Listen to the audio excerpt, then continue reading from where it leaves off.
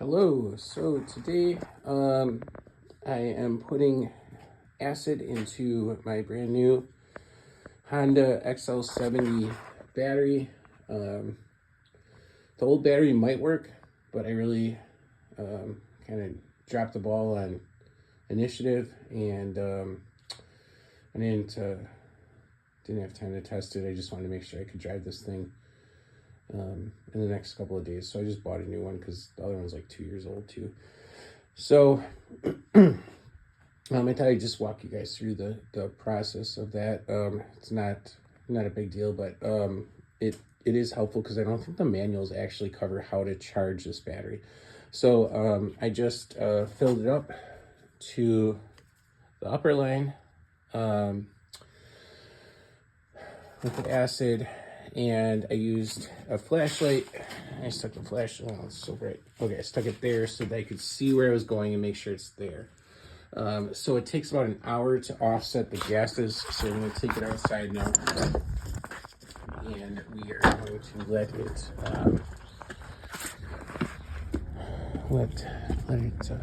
gas off. I decided to add some distilled water to my old battery, and to show you what the charging process looks like for that. Once that is settled and you've refilled it again to like the kind of the middle area, and you want to charge that, this is how you do it. So you remove the fuse, you hook on the positive to the red right there, and then I took out the negative one, which is the blue one. And I took it out, so like from this angle, you stick a little screwdriver or pick in there, and you press on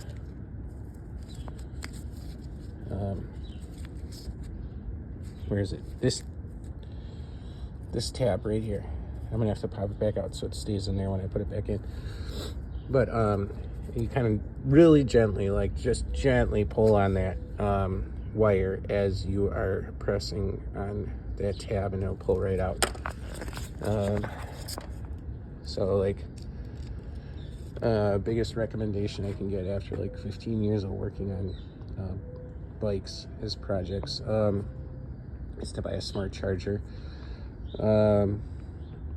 Those old school battery chargers from the 70s, 80s, even 90s that you can find at a rummage sale for 50 cents are great. And if you can find a 6-volt one, amazing, but also you have to be on it. You cannot walk away from the battery. You can't forget about the battery. It'll kill the battery. So it's for me, I think I killed me being ADHD as hell. Get so distracted.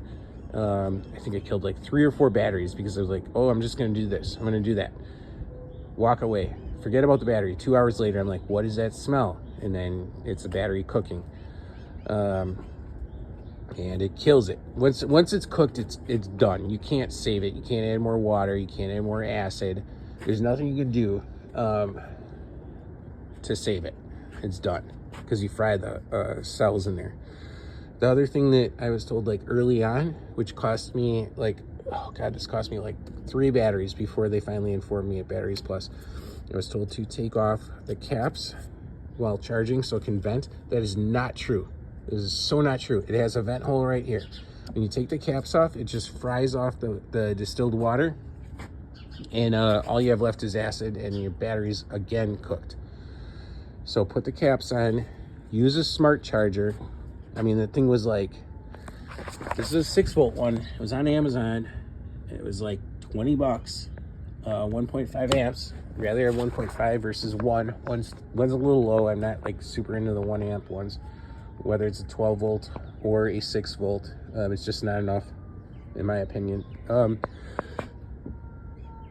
Yeah, I hope that's helpful. I hope that saves you guys some money on batteries and some time. I mean, I think about the time that I wasted on probably a total of 7 or 8 batteries through my life that I had to take back and just get educated on how to charge. I mean, the other thing is yeah, you gotta read the instructions. Even when you read them, it still doesn't give you that info. So Batteries Plus is really good resource for info. If you have any questions, I would recommend calling them if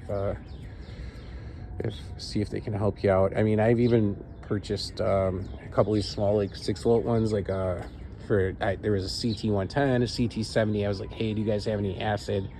Because a lot of times if you want the cheap one from Amazon or eBay, it doesn't come with acid because it's like so much more to ship acid. So I was like, hey, do you guys have like a couple ounces of acid I can get in there? Just like, yeah, dude, like the battery's like 4 ounces, like give it to me, I'll just use some leftover acid. And they went and put acid in for me, which was super nice. I'm not saying every Batteries Plus is going to do that, but if you have a good relationship with them and you buy batteries from them, like for me with my used motorcycle parts business, I tried to get every single bike running, and I invested the time and energy, and the one thing that I bought was new batteries for all these bikes. I mean, in the course of the last 15 years, I probably bought 500 or 600 batteries, you know. And my goal was to at least try to get them running within like 2 hours of effort. And if they didn't, I parted them out. If they ran, I sold them. I tried to flip them for like double my money, which was like turning $200 into $400. So it's like, was it really worth it? I don't know. $200 for 2 to 4 hours of work, hauling, like using a trailer, like meeting people, like all that time, you know, it's like a lot of energy. I'm not sure it was worth it, but at least there was another vintage bike back on the road when I did that. So hopefully this video helps you, and safe riding.